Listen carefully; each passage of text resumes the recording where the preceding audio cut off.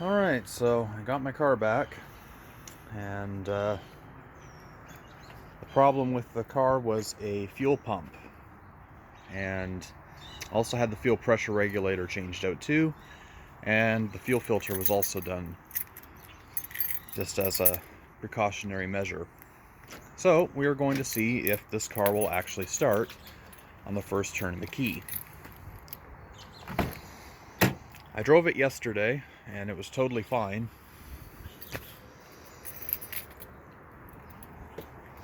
Actually had more pep to it.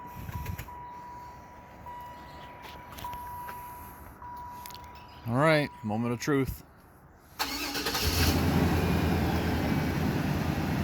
Just like that. It's exactly how it's supposed to start up.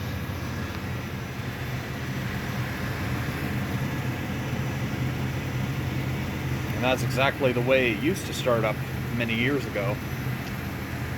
Who would have thought? It was just a fuel pump that was gradually getting worse and worse and worse to the point where it just wouldn't fire anymore. They told me that the fuel pump was actually putting out 15 psi. And it actually wasn't enough to get the engine started, but got there eventually. Cool.